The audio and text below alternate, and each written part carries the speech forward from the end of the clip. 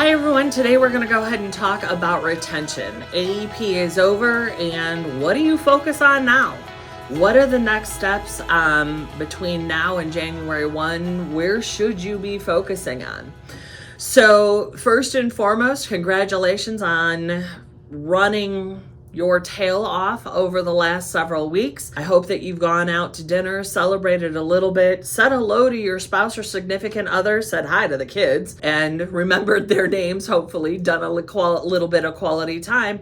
But when it comes to your business, what's the next step that you need to do, and where do you need to focus?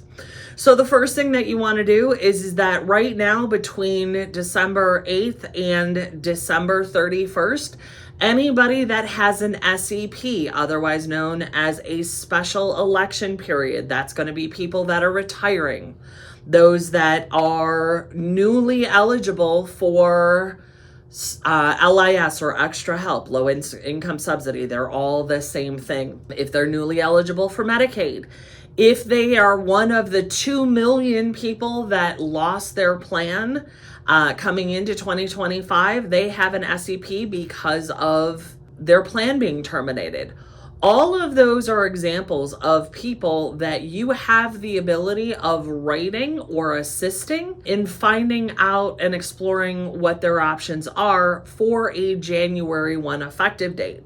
Now, they will have additional time going into next year, but to focus solely on what do you do for the remainder of December for a January 1 effective, you do have those main SEPs. You also do have a SEP due to disaster, whether it be local, state, or federally announced. Federal are taken by all carriers. State and local disasters can vary by carrier and by county. So you do want to verify before you submit regarding that type of an SEP. Also, you are not allowed to market the FEMA disaster SEPs. But it does allow for you, because there was a disaster in that given county during AEP, they basically have their AEP choice, one choice to submit on that SEP, just like they had the flexibility during AEP. So if you have somebody who was affected by a disaster that lives in a county, they have the ability of having their drugs reviewed, which I highly recommend that you do, given the new changes with the Inflation Reduction Act. If their plan has terminated, any of those things, you have the ability to continue those appointments all the way up until December 31st at 11:59 p.m. in order to get a 1/1 effective date. Anything written after that would then be effective for February 1st. The other thing that you do want to do is you want to get your thank you notes, your holiday cards, out to the clients that you met with during AEP. You want to have multiple touches with your clients. You do not want to be an agent that sets it and forgets it. That's how you lose clients, and that's where the people that say, oh, I don't know who my client is. If you lost your client and you are worried about retention, it's because you're not in front of them enough, which we will do a video in regard to retention ideas and how to stay in front of your client. But that will be a separate video. But so hit the like and subscribe button below so that way you can watch that particular training. But you do want to get your thank you notes out. They gave you business. You want to be thankful for it. And when you do that thank you note, you want to say, hey, you know what? If I was helpful, feel free to pass my number around and give it to your friends. I'm happy to help them as well. We want that phone to ring, but you also don't want to do that, hey, give me, feel free to give my phone number out in a sleazy used car salesman kind of way. You don't want to be, as I refer to it, the spritzer girl. And for those of you that don't know what I'm talking about, any of you that are in your 40s and up, you understand what I'm talking about. If you went to a department store in the mall over the holidays, you had these women that were models that would stand at the end of the escalator, and they would have a silver platter with perfume that usually smelled awful. and that was the spritzer girl. And you would avoid eye contact with her at all costs because she couldn't wait to spray this crap on you and try to sell you something. That is the spritzer girl. When you are trying to build referrals and you are trying to say thank you, you don't want to be that pushy type of spritzer girl. But anyways, you want to get your thank you notes out. You want to do your holiday cards. I highly recommend that you hand sign them. I know that it takes a lot of time.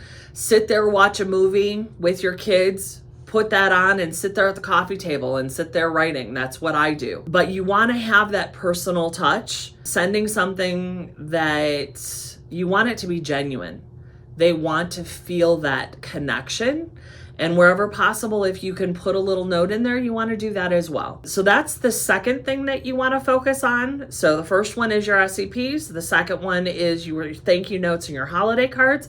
The third one that I want you to focus on for the end of this year is I want you to look at doing your year in review. What worked well this past year? What didn't? Sit there and have a hard look at yourself and your business and try to figure out what happened. Where do you need to go in the upcoming year? And there are trainings that I do. One of them is a business planning and goal setting class. I offer it multiple times coming up in the next 3 months. I will also do multiple videos on it. But you want to look at, you can't know where you're going to go unless you've assessed where you've been. And you need to do that both personally and professionally. Then from there, what you're going to want to go ahead and do is once you've done that year in review, then you can start doing your goal setting. And part of that goal setting is also going to be, you have to look at what your sales volume was. You have to actually look at your commissions and the income that you brought in. Which, speaking of commissions, if you are not monitoring your commissions, if you are not at the minimum once every 6 months reviewing your commissions to look to make sure that you are being paid, you need to do that. Carriers make mistakes every day. It happens. It's just a part of business. No one else is going to make sure that you get paid other than you. So do a commission about, reconciliation.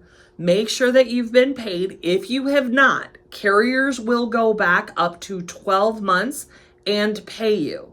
So do the reconciliation on the commissions. Make sure that you've gotten paid for everything from last AEP forward.